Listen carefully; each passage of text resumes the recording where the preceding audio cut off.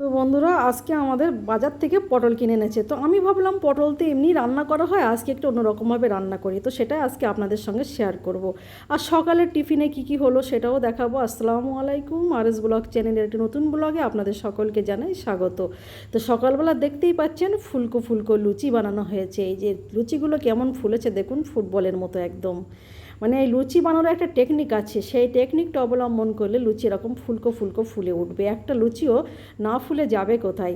আমি কি করি জানেন, ময়দাতে আমি একটু অল্প করে চিনি দিই, সামান্য লবণ দিই, আর একটু রিফাইন তেল দিয়ে মোলেম দিয়ে নিই ভালো করে, সুন্দর করে ঝুরঝুরে করে। তারপরে আমি কিন্তু অল্প অল্প পানি দিয়ে আটাটা মেখে নিই। তারপরে দেখুন এরকম লেচি কেটে কেটে সুন্দর করে লুচি বেলে নিই। এদিকে তেল গরম করতে দিয়েছি, আর গরম তেলের মধ্যে যখন ওই লুচিগুলো ছাড়ছি, আর দেখুন ফুলকো ফুলকো ফুলে উঠছে কি সুন্দর।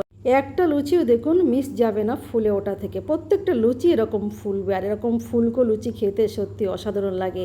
ফুলকো লুচির সঙ্গে যদি থাকে এরকম হালকা আলুর তরকারি কিংবা ঘুগনি কিংবা মাংস, মানে যাই থাকুক না কেন লুচির সঙ্গে জাস্ট জমে যাবে। তো আজকে আমরা ভাবলাম ঘুগনি আর লুচি খাবো। আর বাড়িতে সব কিছু বানানো আর সেটা খাবার মজাই আলাদা। মানে বাড়িতে আমরা সব কিছু মনের মতো মশলা দিয়ে হালকা পাতলা করে বানাতে পারি, যেটা গরমের পক্ষে উপযুক্ত হয়। তো দেখুন ঘুগনিটা আমি একটু হালকা করে রান্না করেছি, খুব একটা বেশি মশলা দিইনি, প্রয়োজন অনুসারে যেটা দেওয়া দরকার সেটা দিয়েছি। আমি কিন্তু আজকে তেলটা অনেক কম ব্যবহার করেছি, আপনারা দেখলেই বুঝতে পারবেন। একদম হালকা পাতলা গরমের খাবার রান্না করেছি। তো আমার মেয়ে বলছিল সাদা আলু করলে ভালো হতো। আমি বলি প্রায় তো সাদা আলু করে লুচি খাওয়া হয়, আজকে না হয় একটু ঘুগনি দিয়ে লুচি খাওয়া হোক। এই যে আমার লুচি ভাজা কমপ্লিট হয়ে গেছে, আর লুচিগুলো খুব সুন্দর ফুলেছে, অনেকক্ষণ ধরেই ফুলে আছে, কিন্তু একটাও চুপসে যায়নি। আর এই যে আমার ঘুগনি রান্না কমপ্লিট হয়ে গেছে, সবাইকে কিন্তু এবার খেতে দেবো। তো মেয়ে ভাইপো ওরা চলে এসেছে খেতে, এই যে ওদেরকে খেতে দিচ্ছি। আমাদের বাড়িতে সবসময় কিন্তু এই থার্মোকলের বা এই কাগজের প্লেটগুলো কিংবা শাল পাতার প্লেটগুলো সবসময় আনা থাকে, কারণ আমাদের বাচ্চারা কিন্তু যে কোনো জিনিস এরকম শাল পাতার প্লেটে খেতে বেশি পছন্দ করে। বিরিয়ানি কিংবা পোলাও যাই হোক না কেন, ওরা বলে অনুষ্ঠান বাড়ির মতো পাতায় খেতে বেশি ভালো লাগে। তো আমি প্লেটে লুচি তুলে দিয়েছি, তো আমার ভাইপো আমার মেয়ে বলছে পাতায় দিতে হবে, তো দিলাম ওদের। এই যে কাগজের প্লেটেও দিয়ে দিয়েছি, আর কাগজের যে বাটি মতো হয় এর মধ্যে দিয়েছি ঘুগনি। তো ওরা খেতে বসে গেছে, আমি ওদের সঙ্গে নিয়ে বসে গেছি। তো আমরা তিনজন মিলে খাওয়া শুরু করেছি।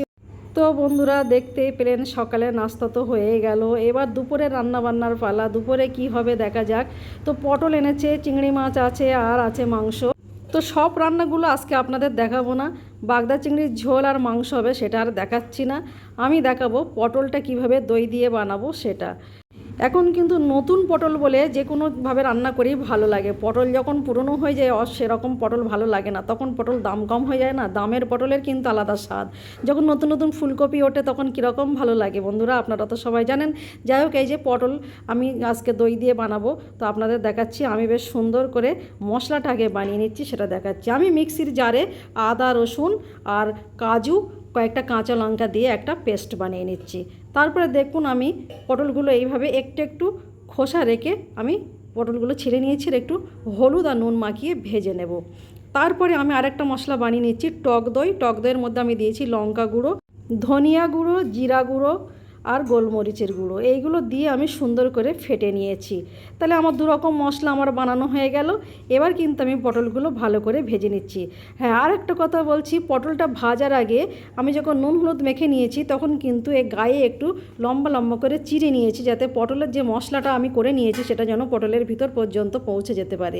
তো পটলগুলো আমি লাল লাল করে সুন্দর করে ভেজে নিয়েছি।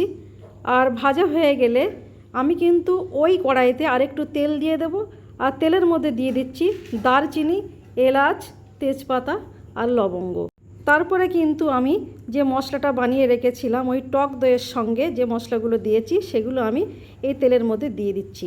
ভালো করে নেড়েচেড়ে একটা সুন্দর গ্রেভি বানিয়ে নেব।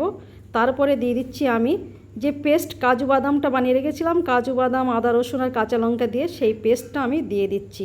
দিয়ে দেওয়ার পরে কিন্তু আমার গ্রেভিটা আরও সুন্দর হবে, আরও টেস্টি হবে। দেখুন তো পুরো মশলাটা দেখুন সুন্দর একটা গ্রেভিতে চলে এসেছে, আর এরকম লালচে লালচে ভাব হয়েছে। তার মধ্যে আমি দিয়ে দিচ্ছি ওই ভেজে রাখা পটলগুলো দেওয়ার পরে নেড়ে চেড়ে দেখুন কত সুন্দর লাগছে দেখতে, আর ইয়াম্মি ইয়াম্মি লাগছে, টেস্টি টেস্টি লাগছে।